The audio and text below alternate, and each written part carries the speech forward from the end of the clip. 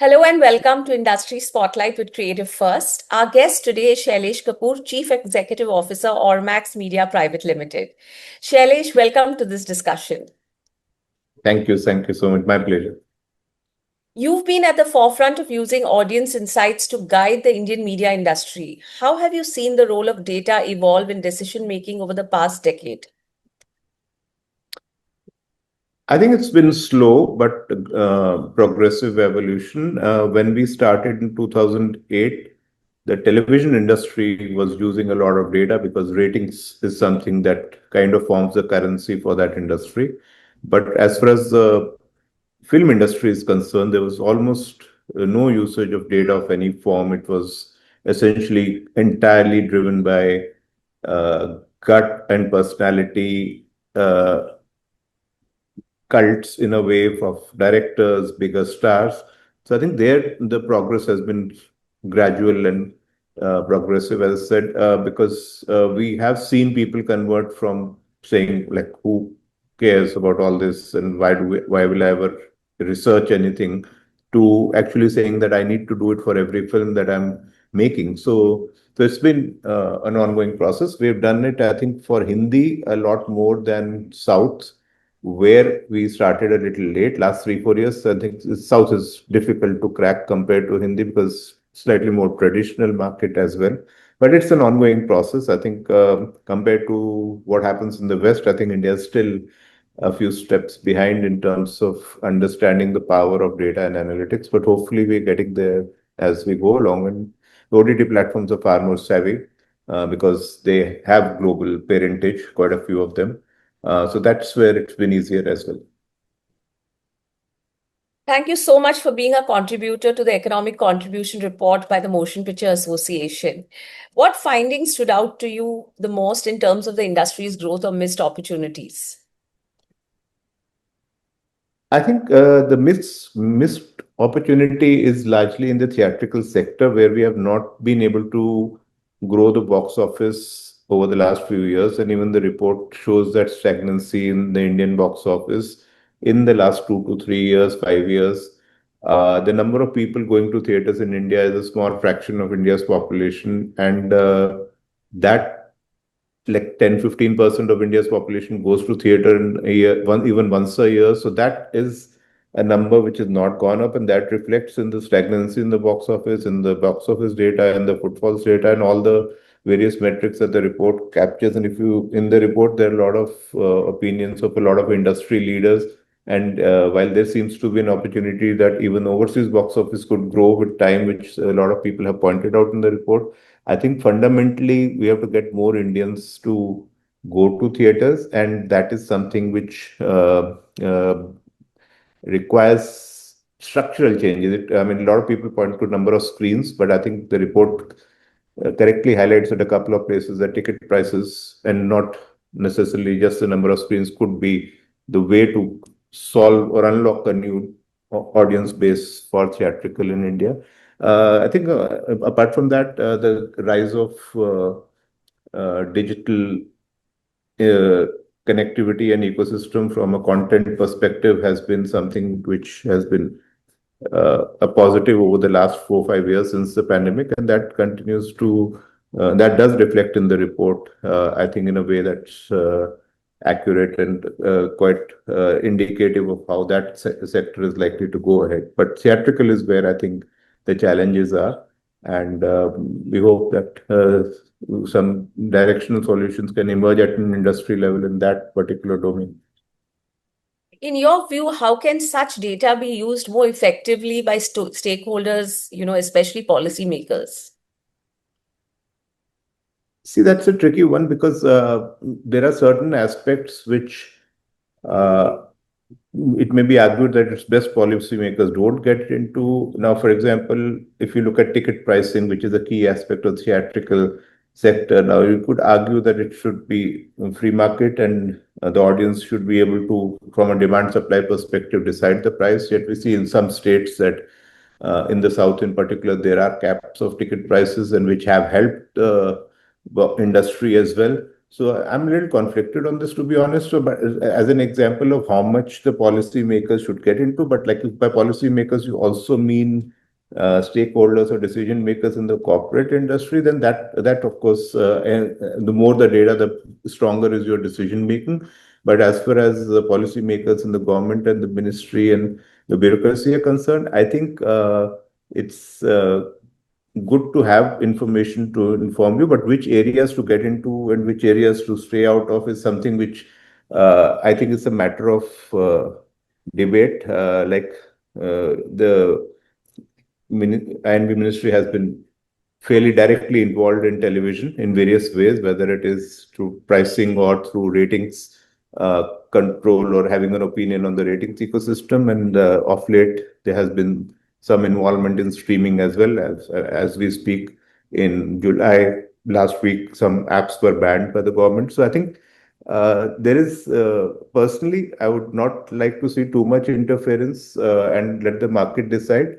Uh, but that's more on the regulatory side, I would say. But in terms of decision making, it does help to have data on the table, because any decision which is based on informed choices rather than just some anecdotal evidence is always going to be hopefully a better decision. With global content platforms investing in India, how can government incentives evolve to not just attract foreign investment, but also support local talent and IP generation? Yeah, I feel it's an area where from a production point of view, there have to be incentives, because one of the challenges local platforms face, or smaller platforms, homegrown platforms face, is that if they have to make a show or say a web series or a film, and they do not have the global backing of say a Netflix or an Amazon or one of those big studios in Hollywood studios, or they don't have an OTT app which has that kind of marketing and scale, they invariably have to settle for lower production budgets, which then reflects in the quality of production being, in a way cheaper than what a good quality web series would be. And then from an audience point of view, the audience doesn't care whether it's a property on Netflix or on an Indian app or on a smaller app. They want the same quality everywhere. So if there has to be some level of subsidization, I would believe, to on a production level. Now that could be in terms of subsidies, like certain states have to shoot in their states, and that could be differential. For example, that if you are a homegrown company or if you are somebody local, you could have probably higher subsidies than what a global player would have. Also, there are people doing language content. For example, there's an app like Stage, which is doing Haryanvi, Rajasthani, Bhojpuri content, and those states could find ways of encouraging people who are making content in their language, because there's a lot of content being made in Tamil, Telugu, Malayalam, and Kannada. But if we see the other Indian states, there's not that much content happening in those languages: Gujarati, Rajasthani, Bhojpuri, and certain dialects of UP and Bihar. So it will be nice to see governments encourage language content through subsidies and production, because production cost is the only real way you can support such platforms, by kind of making it easier for them to make good quality content in lesser cost. What are the most urgent structural or business model challenges facing the Indian film and streaming ecosystem today, from content saturation to theatrical recovery?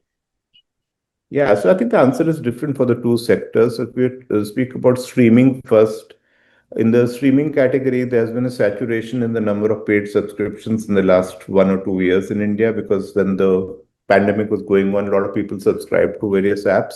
But India is a difficult market from a paid subscription perspective. And now we have reached a point where the total number of subscriptions is largely stagnant at around 100 million. And if that number is not going to go up, the only way the streaming category will grow is through advertising revenue and through the award models or the hybrid models, where you have some ad supported plans like Netflix has started globally, and sooner or later they may do that in India. Prime Video has now started that in India. Jio Hotstar is some kind of a hybrid model to begin with. So is Sony Live, Z5. So I think we're going to from chasing subscriptions to probably chasing more watch hours so that more advertising inventory can be burnt. Is the streaming model has to evolve. Streaming model in India when it started, when streaming started in India in 2015, 16, when Netflix came in, Prime Video came in, they were targeting largely the bigger city audiences, and there was a certain premiumness to the content and to the pricing. But in a country like India, if you have to really grow, you have to go beyond the top 10 cities and 20 cities, because it's a large country with no 65% plus rural population. So even if you ignore the rural, within urban itself, there's a large amount of India which is in small towns. I think streaming model has to evolve to be more inclusive, content wise as well as pricing wise, and and maybe advertising based content is where that answer would lie. Theatrical, as we discussed earlier, I think uh, there has to be some way of rationalizing ticket prices so that more people can go to theaters.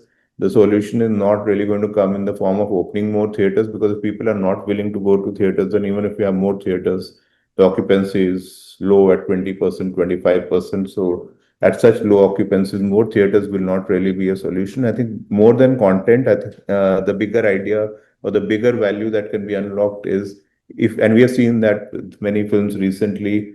Earlier this month in July, Sayara released at lower ticket prices, and we've seen how well that film has done with the support of low ticket prices. So that's an angle which I think should be explored with a lot of seriousness now, whether it is an industry initiative or whether there is some kind of a policymaker intervention, whichever way. But I think there's definitely an opportunity there. You've often spoken about the need for content testing and audience research. How open is the Indian creative community today to adopting these tools? Is there still resistance in parts of the industry?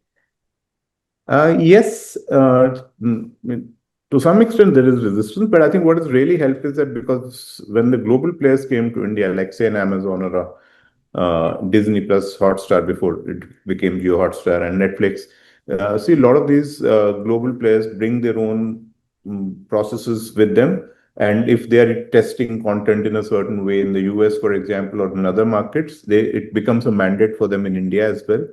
And therefore, a lot of producers who were probably earlier not open to testing their content or their trailers or any other material in any form were exposed to some of these tools, because certain OTT platforms started using them as a part of their global processes.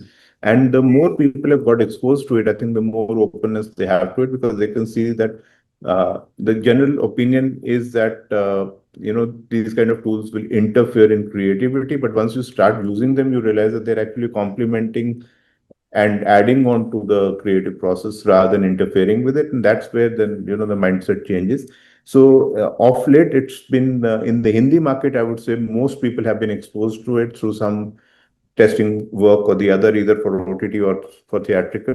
And by and large, people understand the value of it. I think in South, as I said, uh, we started a little late, so that process of conversion is still at a relatively early stage, and maybe it will take another 2, 3 years for more people in South to understand the true value of it. What role do you think AI and automation will play in the media value chain from development to distribution? I think it will play multiple roles, hopefully not so much in the creative or development process, because I, for one, is of the firm opinion that stories will come from people and not from AI, because eventually audiences are always looking for something original and something new in a story that they haven't seen earlier. And essentially, the risk that story generation using AI runs is of being derivative, because you eventually are going to base it on something that has been done before in some form or the other.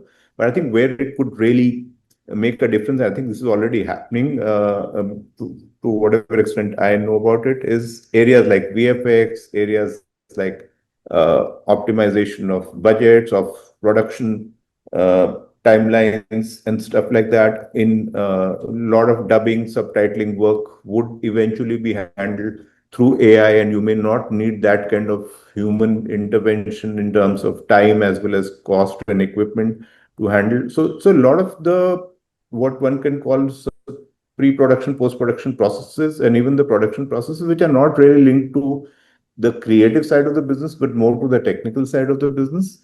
And I think that's really it's while it's nice and it does make the whole business model more profitable as it seems, is also obviously that double-edged thing of what happens to all the jobs that uh, Yes. were earlier being were relevant, and then with AI they may not be relevant anymore. You may not need that many people for VFX compared to what you needed earlier. So I think these are questions which at some stage not only India but the global industry, starting with Hollywood, will encounter, and I can already see some people writing about this in the last few months, and we'll have to see how that conversation goes. But I think there's a lot of uh, opportunity in areas which are non-creative in nature. But I hope that people don't start generating scripts from AI, because it's a losing battle, because Yes. whatever great content has been made in the last 20, 30, 50 years, you can see that it's somebody's vision and somebody's original thinking that has fueled it. And that's something that one should really, hopefully protect. Given the rapid changes in consumption patterns, how do you see audience preferences evolving, and how should content creators prepare for that? Especially with the rise of technology, AI, automation, a lot of, research going into it. Yeah, see, audiences don't consciously evolve. I mean, they want to be entertained. They want to spend their time in a way that is meaningful.